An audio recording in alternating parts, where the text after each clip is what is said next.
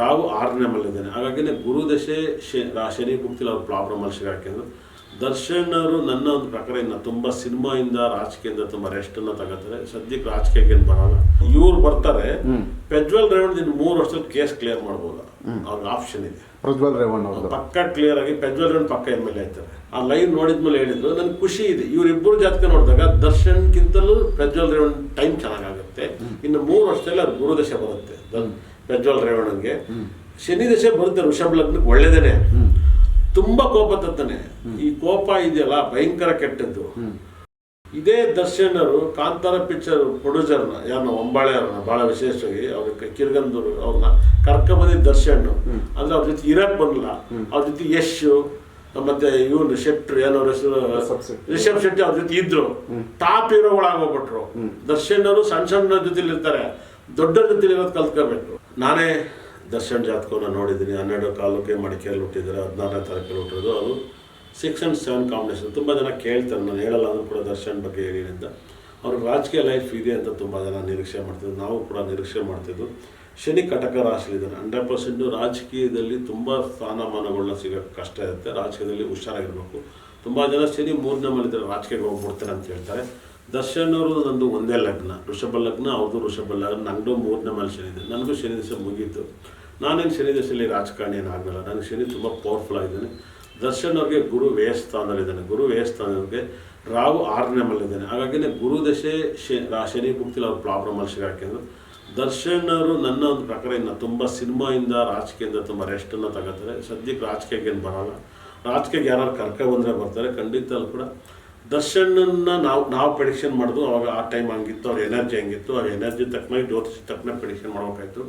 ಇವಾಗಲೂ ಕೂಡ ದರ್ಶನ್ ಅವ್ರಿಗೆ ಖಂಡಿತ ಕೂಡ ನನಗೆ ಒಂದು ಪ್ರಕಾರ ಅವ್ರ ಸಂಸಾರ ಅವ್ರು ಸೇರೋದು ಸಾಕಾಯಿತು. 100%. ಇವತ್ತು ಚೆನ್ನಾಗಿ ಕಾಣ್ತಾ ಇರ್ಬೋದು, ಚೆನ್ನಾಗಿ ಇರ್ಬೋದು. ನಾನು ಅಸ್ಟ್ರಾಲಜರಾಗಿ ಹೇಳ್ತಿದ್ದೀನಿ. ಎಲ್ಲರಿಗೂ ಆಸೆಗಳಿರುತ್ತೆ. ನಾನು ಮನುಷ್ಯ, ನನಗೂ ಆಸೆ ಇರುತ್ತೆ, ಎಲ್ಲರಿಗೂ ಇರುತ್ತೆ. ಆದರೆ ಆಸೆಯನ್ನು ಕಳ್ಕೊಬಾರ್ದು. ದರ್ಶನ್ ಅವ್ರಿಗೆ ಏನಾಗುತ್ತೆ ಅಂದರೆ ನೀವು ಊಹೆ ಮಾಡ್ಬೋದು. ಅವ್ರ ಫಾಲೋವರ್ಸ್ ಇರ್ಬೋದು. ಏನಾಗುತ್ತೆ ಅಂದರೆ ದೊಡ್ಡ ರಾಜಕೀಯ ಕೊಡಬೇಕು ಕೂಡ ಒಂದು ಇತಿಹಾಸಗಳಿರ್ಬೇಕು. ಇವಾಗ ಅವ್ರದ್ದೇ ತುಂಬ ಸರಿ ನೀವು ತೆಗೆದು ನೋಡಿದಾಗ ದರ್ಶನ್ ಅವ್ರನ್ನ ತೆಗೆದಾಗ ಭಾಳ ವರ್ಷದಿಂದ ಬರೀ ಜಗಳನೇ ಇತ್ತು ಅವ್ರ ಲೈಫಲ್ಲಿ. ನಾ ಇವಾಗ ಏನು ಜೈಲಿಗೆ ಹೋಗೋಕ್ಕಿಂತ ಮುಂಚೆ ಪರಪ್ಪನವ್ರಿಗೆ 5 yearsಯಿಂದ ಒಂದು ಅಡುಗೆ ಭಟ್ರು ಕೆಲಸ, ಸಿನಿಮಾ ಡೈರೆಕ್ಟ್ರ್ ಕೇಳಿ ಗಲಾಟೆ, ಡೈರೆಕ್ಟ್ರ್ ಕೇಳಿ ಗಲಾಟೆ, ಪ್ರೊಡ್ಯೂಸರ್ಗೆ ಗಲಾಟೆ, ಇದೆಲ್ಲವೂ ಕೂಡ ಅದೆಲ್ಲೋ ಶೋಭಿತ ಬರಲ್ಲ. ಸಕ್ಸಸ್ಸು ಒಂದು ದುಡ್ಡು ಬಂದಾಗಲೇ ಎಲ್ಲವೂ ನಮ್ಮ ಜೊತೆಲೇ ಬರೋಕ್ಕಾಗಲ್ಲ. ಸಾಕಷ್ಟು ಬಾರಿ ರಾಜಕಾರಣಿಗಳಲ್ಲಿ ಇವಾಗ ರಾಜಕೀಯ ತುಂಬ ಕಷ್ಟ ಇದೆ. ಯಾಕಂದರೆ ನೆಕ್ಸ್ಟ್ ನೋಡಬೇಕು. ಈ ಎಲೆಕ್ಷನಿಗಂತೂ 2026 ಎಲೆಕ್ಷನ್ಗೆ ದರ್ಶನ್ ಅವರು ಎಲೆಕ್ಷನ್ಗೆ ಬರೋಕ್ಕಾಗಲ್ಲ. ನೆಕ್ಸ್ಟ್ ಎಲೆಕ್ಷನ್ಗೆ ಅವ್ರಿಗೆ ಆಸಕ್ತಿ ಇದ್ದು ಬರ್ಬೋದು. ಯಾಕಂದರೆ ನೆಕ್ಸ್ಟು ಇನ್ನೊಂದು 20 ಕ್ಷೇತ್ರಗಳು ಜಾಸ್ತಿ ಆಗೋದಿಲ್ಲ. 10 ಕ್ಷೇತ್ರ ಆಗ್ಬೋದು ಕರ್ನಾಟಕದಲ್ಲಿ. ಇರೋ ಕ್ಷೇತ್ರಗಳು ಜಾಸ್ತಿ ಆಗ್ಬೋದು. ತುಂಬ ದೊಡ್ಡ ಸಕ್ಸಸ್ಸನ್ನು ಕೊಡ್ತಾ ಹೋಗುತ್ತೆ. 100% ಯಾವ ಪಕ್ಷಕ್ಕೆ ಬರ್ತಾರೆ ಅನ್ನೋದು ಇಂಪಾರ್ಟೆಂಟ್ ಆಗುತ್ತೆ. ಹಾಗಾಗಿ ಇವಾಗ ಸದ್ಯಕ್ಕೆ ಈ ಎಲೆಕ್ಷನ್ಗಂತೂ ಇಲ್ಲ. ಈ ಎಲೆಕ್ಷನ್ಗೆ ಬರಲ್ಲ ಅಂತಿದ್ರೆ ಅಲ್ಲಿ ಇನ್ನೂ ಡಿಸಿಷನ್ ಕೋರ್ಟಲ್ಲಿ ಪೆಂಡಿಂಗ್ ಇದೆ. ಇನ್ನು ಹೊರಗಡೆನೇ ಬಂದಿಲ್ಲ ಅವರು. ನನಗೆ ಇನ್ನು 2 ವರ್ಷ ಇದೆ ಎಲೆಕ್ಷನ್ ಆಗೋಕ್ಕೆ. ಕರ್ನಾಟಕದಲ್ಲಿ ಇನ್ನೂ 2 ವರ್ಷ ಇದೆ. ಅಂದರೆ 2 ವರ್ಷದಲ್ಲಿ ಆಚೆ ಬರ್ತಾರೆ ಅಂತ ಅವ್ರ ಜಾತಕದ ಪ್ರಕಾರ ಹೊರಗಡೆ ಬರೋ ಯೋಗ ಇದೆಯಾ? ಇಲ್ಲ, ಇದೆ. ಮುಂದಿನ ವರ್ಷ ಗ್ಯಾರಂಟಿ ಬರ್ಬೋದು. ಬಂದು ಸಿನಿಮಾ ಮಾಡ್ತಾರೋ ಇಲ್ಲ ಬೇಜಾರಾಗ್ತಾರೋ ಗೊತ್ತಿಲ್ಲ. ಯಾಕಂದ್ರೆ ಈ ಡೆವಿಲ್ ನೆಕ್ಸ್ಟ್ ಇಯರ್ ಆಚೆ ಬರ್ತಾರೆ 2026ಗೆ ಹೊರಗಡೆ ಬರ್ತಾರೆ. ಇವ್ರು ಬರ್ತಾರೆ. ಪ್ರಜ್ವಲ್ ರೇವಣ್ಣ ಇನ್ನು 3 ವರ್ಷದಲ್ಲಿ ಕೇಸ್ ಕ್ಲಿಯರ್ ಮಾಡ್ಬೋದು. ಅವ್ರಿಗೆ ಆಪ್ಷನ್ ಇದೆ. ಪ್ರಜ್ವಲ್ ರೇವಣ್ಣ ಅವರು ಪಕ್ಕ ಕ್ಲಿಯರ್ ಆಗಿ ಪ್ರಜ್ವಲ್ ರೇವಣ್ಣ ಪಕ್ಕ MLA ಆಯ್ತಾರೆ. ಅಂದ್ರೆ 3 years ಅಲ್ಲಿ ಔಟ್ ಸೈಡ್ ಬಂದು ಮತ್ತೆ MLA ಆಗೋ ಯೋಗ ಇದೆ. MLA ಈಗ ಅವ್ರು MP ಆಗಿದ್ದು MLAನೇ ಆಗ್ತಾರೆ. MLA ಆಗ್ತಾರೆ. MLA ಹಾಸನ ಪೈಪೋಟಿ ಮೇಲೆ ಗೆಲ್ತಾರೆ. ಮತ್ತೆ ಅರ್ಜುನ್ ಕೇಳಿ ಇದು ಅವ್ರ ಮನೆಯವ್ರಿಗೆ ಧೈರ್ಯ. ಅಂದ್ರೆ ಈಗ ಜೀವಾವಧಿ ಶಿಕ್ಷೆ ಅಂತ ಆಗಿದ್ರು ಅದರಿಂದ ಆಚೆ ಬರೋ ಆಪ್ಷನ್ ಇದೆಯಾ? ಇದೆ. ಅದೇ ಜೀವಾವಧಿ ಶಿಕ್ಷೆಯಲ್ಲಿ ಯಾರು ಸಾಕ್ಷಿ ಮೇಲೆ ಇಂಪಾರ್ಟೆಂಟ್ ಇರುತ್ತೆ. ಇವಾಗ ಕಾನೂನು ಕೈ ಹಿಡ್ತೈತೆ.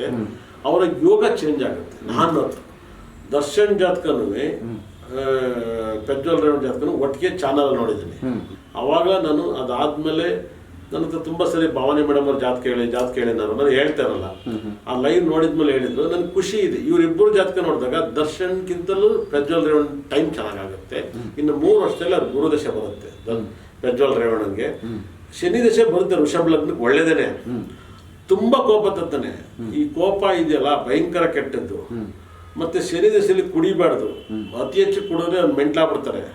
ಡ್ರಿಂಕ್ಸ್ ಬಿಡಬೇಕು. ಮತ್ತೆ ಶನಿ ಬಂದು ತುಂಬ ಕೆಟ್ಟ ಜನಗಳ ಜೊತೆ ವಿಶ್ವಾಸ ಮಾಡಿಸ್ತಾರೆ, ರಿಚ್ ಪೀಪಲ್ ಜೊತೆ ಮಾಡಿಸಲ್ಲ. ಇದೇ ದರ್ಶನ್ ಅವರು ಕಾಂತಾರ ಪಿಕ್ಚರ್ ಪ್ರೊಡ್ಯೂಸರ್ನ ಯಾರನ್ನ ಒಂಬಾಳೆ ಅವ್ರನ್ನ ಭಾಳ ವಿಶೇಷವಾಗಿ ಅವ್ರ ಕಿರ್ಗಂದೂರು ಅವ್ರನ್ನ ಕರ್ಕೊಂಬಂದಿದ್ದ ದರ್ಶನ್.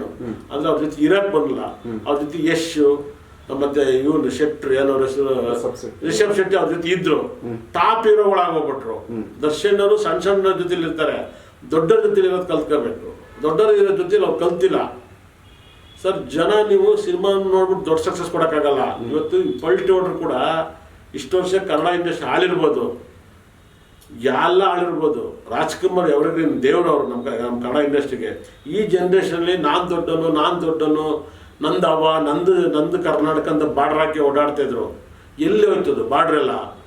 ನುಚ್ಚು ನೂರಾಗೋಯ್ತು. ಯಶ್ ಮುಂದೆ ರಿಷಬ್ ಶೆಟ್ಟಿ ಮುಂದೆ ನುಚ್ಚು ನೂರಾಗೋದು. ಬರೀ 2 ಸಿನಿಮಾಗೆ ಹೊಡೆದಾಕಿದ್ರು. 20 ವರ್ಷ ಅವ್ರ ಸರ್ವಿಸ್ನ ಹೊಡೆದಾಕಿದ್ರು. ಬರೀ 2 ಸಿನಿಮಾಗಳು ಹೊಡೆದಾಕಿದ್ರು. ಇದಕ್ಕೆ ಮೇಲೆ ಅವ್ರು ಸೈಕಲ್ ಹೊಡೆಯೋಕ್ಕಾಗಲ್ಲ. ಅವ್ರ ಹೊಟ್ಟೆ ಪಾಡ ಅವ್ರ ಫಾಲೋವರ್ಸ್ ಸಿನಿಮಾ ತೆಗಿತಾವ್ರೆ. ಸಿನಿಮಾಗೋಸ್ಕರ ಸಿನಿಮಾ ತೆಗಿಲಿ. ಕನ್ನಡದಲ್ಲಿ ಹೀರೋಗಳು ಸಕ್ಸಸ್ ಕಾಣ್ತಾರೆ. ಸಿನಿಮಾಗೋಸ್ಕರ ಸಿನಿಮಾ ಓಡಲಿ. ಬರೀ ಅವ್ರ ಫಾಲೋವರ್ಸ್ಗೆ ಸಿನಿಮಾ ತೆಗೆದ್ಬಿಟ್ರೆ ಅವರೆಲ್ಲವನ್ನೂ ಹೇಳ್ತಾರೆ. ಯಾರ್ಯಾರನ್ನೂ ಕಾಪಾಡಲ್ಲ ರೀ ಈ ಪ್ರಪಂಚದಲ್ಲಿ. ನಮ್ಮನ್ನು ನಾವು ಕಾಪಾಡ್ಕೋಬೇಕು. ಎಷ್ಟು ಹೊಡೆದಿಲ್ವಾ? ಯಾರ್ಯಾರನ್ನು ಬೆಳೆಸಲ್ಲ ರೀ, ನಮ್ಮನ್ನು ನಾವೇ ಬೆಳೆಸ್ಕೋಬೇಕು ಅನ್ನೋದು. ಅದು ಅಪ್ಪು ಹುಟ್ಟಿದ್ ಮಾತಾಡಿದ್ದಾರೆ ಯಶ್. ಖಂಡಿತಲ್ಲ ಕೂಡ ಅದನ್ನ ನಾವು ತಿಳ್ಕೋಬೇಕು, ಬದುಕರು ತಿಳ್ಕೋಬೇಕು. ಯಾರ ಮನೆ ಹತ್ರ ಹೋಗಿ ಬಕೆಟ್ ಕೆಲಸ ಮಾಡಬಾರ್ದು. ತಾಕತ್ತಿದ್ದನ್ನು ಬದುಕಬೇಕು, ಇಂಪ್ರೂವ್ಮೆಂಟ್ ಆಗ್ಬೇಕು. ಯಾರ್ಯಾರನ್ನು ಬೆಳೆಸಲ್ಲ. ನೀವು ಬೆಳೀರಿ. ನೀವು ಬೆಳೆದ್ರೆ ಕರ್ನಾಟಕ ಬೆಳೆದಂಗೆ, ಕರ್ನಾಟಕ ಬೆಳೆದ್ರೆ ದೇಶ ಬೆಳೆದಂಗೆ, ದೇಶ ಬೆಳೆದ್ರೆ ನಿಮ್ಮ ಕುಟುಂಬ ಬೆಳೆದಂಗೆ. ಬೇರೆಯವರಿಂದೆಲ್ಲ ಹೋಗಕ್ಕೆ ಹೋಗ್ಬೇಡಿ. ನಿಮ್ಮಿಂಚಿ ನೀವು ಬದುಕಿ ಸೂಪರ್ ಹಿಟ್ ಆಗಿ ಒಳ್ಳೆದಾಗ.